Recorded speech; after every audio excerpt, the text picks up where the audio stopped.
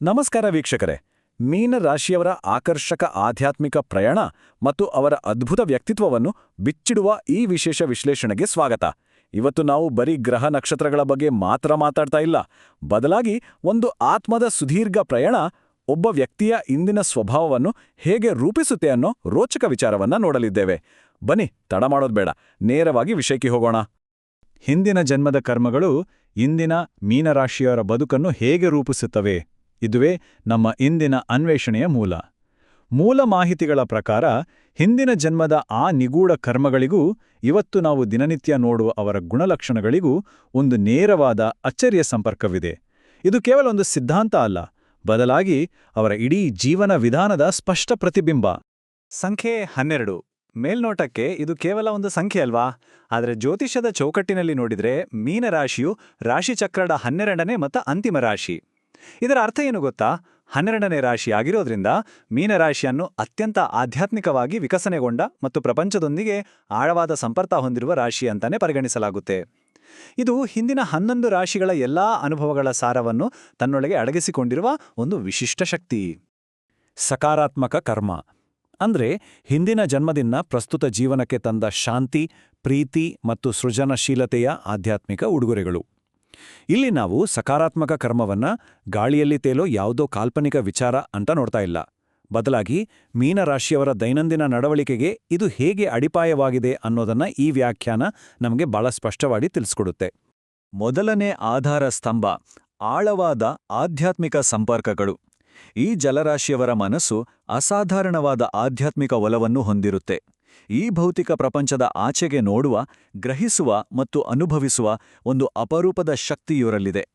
ಇಲ್ಲಿ ನಿಜಕ್ಕೂ ಆಶ್ಚರ್ಯಕರವಾದ ವಿಷಯ ಏನಪ್ಪಾ ಅಂದ್ರೆ, ಹಿಂದಿನ ಜನ್ಮದ ಪಾತ್ರಗಳಿಗೂ ಈಗಿನ ಗುಣಗಳಿಗೂ ಇರೋ ಆ ನೇರವಾದ ಹೋಲಿಕೆ. ಮೂಲ ಮಾಹಿತಿ ಪ್ರಕಾರ ಹಿಂದಿನ ಜನ್ಮದಲ್ಲಿ ಅವರು ಸನ್ಯಾಸಿಗಳು, ತತ್ವಜ್ಞಾನಿಗಳು ಅಥವಾ ಭಕ್ತರಾಗಿದ್ದು ಸತ್ಯದ ಹುಡುಕಾಟಕ್ಕಾಗಿ ತಮ್ಮ ಜೀವನವನ್ನು ಮುಡಿಪಾಗಿಟ್ಟಿದ್ರು. ಅದರ ನೇರ ಪರಿಣಾಮವೇ ಇಂದಿನ ಜನ್ಮದಲ್ಲಿ ನಾವು ಕಾಣುವ ಅವರ ಆಳವಾದ ಅಂತಃಪ್ರಜ್ಞೆ. ಭವಿಷ್ಯದಲ್ಲಿ ಆಗೋದನ್ನ ಮುಂಚಿತವಾಗಿ ಗ್ರಹಿಸೋ ಶಕ್ತಿ, ಪ್ರಪಂಚವನ್ನು ಬೇರೆದೇ ಆಧ್ಯಾತ್ಮಿಕ ದೃಷ್ಟಿಕೋನದಿಂದ ನೋಡೋ ಶಕ್ತಿ ಇವರಿಗೆ ಬಂದಿರೋದೇ ಈ ಹಿಂದಿನ ಜನ್ಮದ ಪಾತ್ರಗಳಿಂದ. ಹಾಗಾದ್ರೆ ಈ ಆಧ್ಯಾತ್ಮಿಕ ಸಂಪರ್ಕ ವಾಸ್ತವದಲ್ಲಿ ಹೇಗೆ ಕೆಲಸ ಮಾಡುತ್ತೆ? ಮೀನರಾಶಿಯರು ತಮ್ಮ ಕನಸುಗಳು ಮತ್ತು ಕಲ್ಪನೆಗಳ ಮೂಲಕ ಆಂತರಿಕ ಶಾಂತಿಯನ್ನ ಕಂಡುಕೊಳ್ತಾರೆ. ಕಲೆ, ಸಂಗೀತ ಅಥವಾ ಆಧ್ಯಾತ್ಮಿಕ ಮಾರ್ಗದರ್ಶನದಂತಹ ಕ್ಷೇತ್ರಗಳಲ್ಲಿ ಇವರಿಗೆ ಸಿಗೋ ಯಶಸ್ಸು ಅಷ್ಟಿಷ್ಟಲ್ಲ. ಅವರ ಈ ದೈವಿಕ ಪ್ರೀತಿ ಸುತ್ತಲಿನ ಜನರಿಗೆ ಒಂದು ರೀತಿಯ ಶಾಂತ, ಸಮಾಧಾನದ ಭಾವನೆಯನ್ನ ಕೊಡುತ್ತೆ.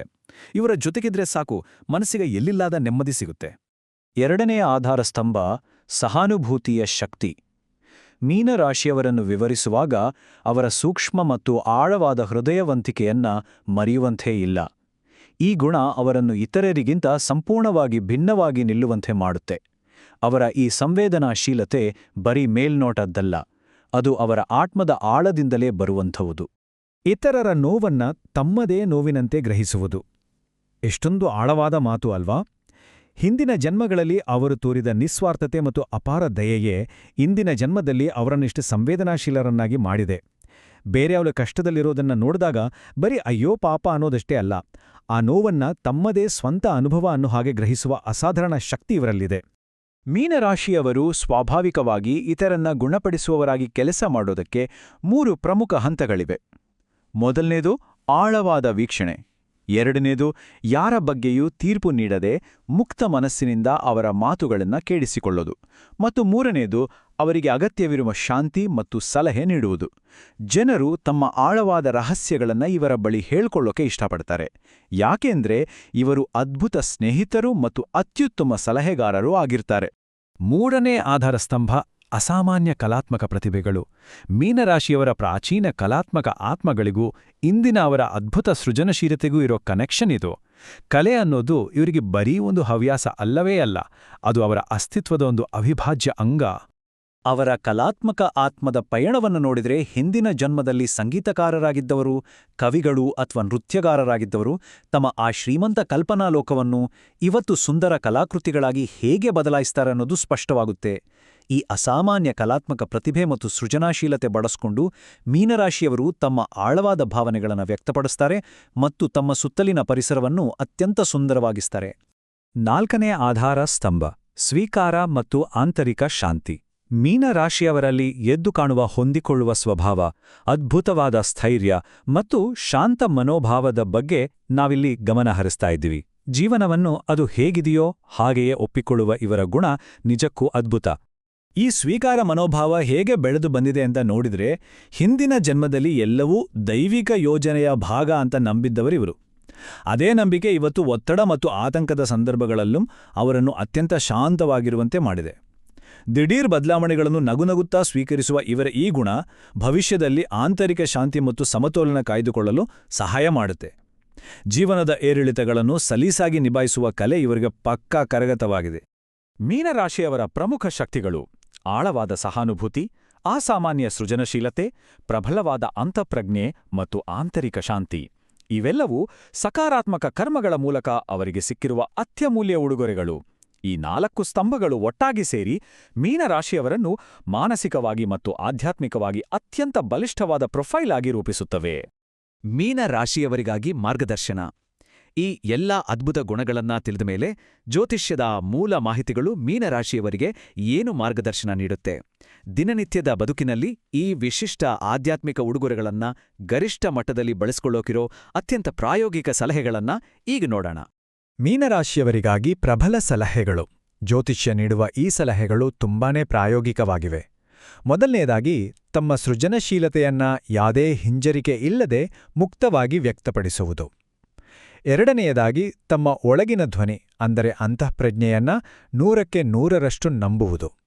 ಮತ್ತು ಎಲ್ಲಕ್ಕಿಂತ ಮುಖ್ಯವಾಗಿ, ಇವರು ಅತಿ ಹೆಚ್ಚು ಸೂಕ್ಷ್ಮ ಮನಸ್ಸಿನವರಾಗಿರೋದ್ರಿಂದ ಇತರರ ನಕಾರಾತ್ಮಕ ಶಕ್ತಿಯಿಂದ ತಮ್ಮನ್ನು ತಾವು ರಕ್ಷಿಸಿಕೊಳ್ಳಲು ಗಟ್ಟಿಮುಟ್ಟಾದ ಮಾನಸಿಕ ಗಡಿಗಳನ್ನು ಹಾಕಿಕೊಳ್ಳುವುದು ಅತ್ಯಗತ್ಯ ಅಂತ ಮೂಲಪಠ್ಯ ಸ್ಪಷ್ಟವಾಗಿ ಎಚ್ಚರಿಸುತ್ತೆ. ಅಂತಿಮವಾಗಿ ಒಂದು ಕುತೂಹಲಕಾರಿ ಪ್ರಶ್ನೆ: ಈ ಪ್ರಾಚೀನ ಆಧ್ಯಾತ್ಮಿಕ ಉಡುಗೊರೆಗಳು ಭವಿಷ್ಯವನ್ನು ಹೇಗೆ ರೂಪಿಸುತ್ತವೆ? ಯಾವುದೇ ಒಂದು ನಿರ್ದಿಷ್ಟ ನಿಲುವು ತೆಗೆದುಕೊಳ್ಳದೆ ಕೇವಲ ಮೂಲ ಮಾಹಿತಿಗಳನ್ನು ಆಧರಿಸಿ ಹೇಳೋದಾದ್ರೆ, ಹಿಂದಿನ ಜನ್ಮದಿಂದ ಬಂದ ಈ ಆಳವಾದ ಪ್ರೀತಿ, ಶಾಂತಿ ಮತ್ತು ಸೃಜನಶೀಲತೆ ಮೀನರಾಶಿಯವರ ಮುಂದಿನ ಪಯಣವನ್ನು ನಿರಂತರವಾಗಿ ಬೆಳಗುತ್ತಲೇ ಇರುತ್ತೆ.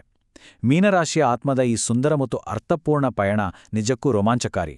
ಈ ವಿಶ್ಲೇಷಣೆ ಹೊಸ ಒಳನೋಟಗಳನ್ನು ನೀಡಿದೆ ಅಂತ ಭಾವಿಸ್ತೀವಿ. ನಮ್ಮ ಜೊತೆಗೆ ಇದ್ದಿದ್ದಕ್ಕಾಗಿ ಧನ್ಯವಾದಗಳು. ನಮಸ್ಕಾರ ವೀಕ್ಷಕರೇ. ಮೀನರಾಶಿಯವರ ಆಕರ್ಷಕ ಆಧ್ಯಾತ್ಮಿಕ ಪ್ರಯಾಣ ಮತ್ತು ಅವರ ಅದ್ಭುತ ವ್ಯಕ್ತಿತ್ವವನ್ನು ಬಿಚ್ಚಿಡುವ ಈ ವಿಶೇಷ ವಿಶ್ಲೇಷಣೆಗೆ ಸ್ವಾಗತ. ಇವತ್ತು ನಾವು ಬರೀ ಗ್ರಹ ನಕ್ಷತ್ರಗಳ ಬಗ್ಗೆ ಮಾತ್ರ ಮಾತಾಡ್ತಾ ಇಲ್ಲ, ಬದಲಾಗಿ ಒಂದು ಆತ್ಮದ ಸುದೀರ್ಘ ಪ್ರಯಾಣ ಒಬ್ಬ ವ್ಯಕ್ತಿಯ ಇಂದಿನ ಸ್ವಭಾವವನ್ನು ಹೇಗೆ ರೂಪಿಸುತ್ತೆ ಅನ್ನೋ ರೋಚಕ ವಿಚಾರವನ್ನ ನೋಡಲಿದ್ದೇವೆ. ಬನ್ನಿ, ತಡ ಮಾಡೋದು ಬೇಡ, ನೇರವಾಗಿ ವಿಷಯಕ್ಕೆ ಹೋಗೋಣ. ಹಿಂದಿನ ಜನ್ಮದ ಕರ್ಮಗಳು ಇಂದಿನ ಮೀನರಾಶಿಯವರ ಬದುಕನ್ನು ಹೇಗೆ ರೂಪಿಸುತ್ತವೆ? ಇದುವೇ ನಮ್ಮ ಇಂದಿನ ಅನ್ವೇಷಣೆಯ ಮೂಲ ಮಾಹಿತಿಗಳ ಪ್ರಕಾರ, ಹಿಂದಿನ ಜನ್ಮದ ಆ ನಿಗೂಢ ಕರ್ಮಗಳಿಗೂ ಇವತ್ತು ನಾವು ದಿನನಿತ್ಯ ನೋಡುವ ಅವರ ಗುಣಲಕ್ಷಣಗಳಿಗೂ ಒಂದು ನೇರವಾದ ಅಚ್ಚರಿಯ ಸಂಪರ್ಕವಿದೆ. ಇದು ಕೇವಲ ಒಂದು ಸಿದ್ಧಾಂತ ಅಲ್ಲ, ಬದಲಾಗಿ ಅವರ ಇಡೀ ಜೀವನ ವಿಧಾನದ ಸ್ಪಷ್ಟ ಪ್ರತಿಬಿಂಬ. ಸಂಖ್ಯೆ 12. ಮೇಲ್ನೋಟಕ್ಕೆ ಇದು ಕೇವಲ ಒಂದು ಸಂಖ್ಯೆ ಅಲ್ವಾ? ಆದರೆ ಜ್ಯೋತಿಷ್ಯದ ಚೌಕಟ್ಟಿನಲ್ಲಿ ನೋಡಿದ್ರೆ ಮೀನರಾಶಿಯು ರಾಶಿಚಕ್ರದ 12ನೇ ಮತ್ತು ಅಂತಿಮ ರಾಶಿ.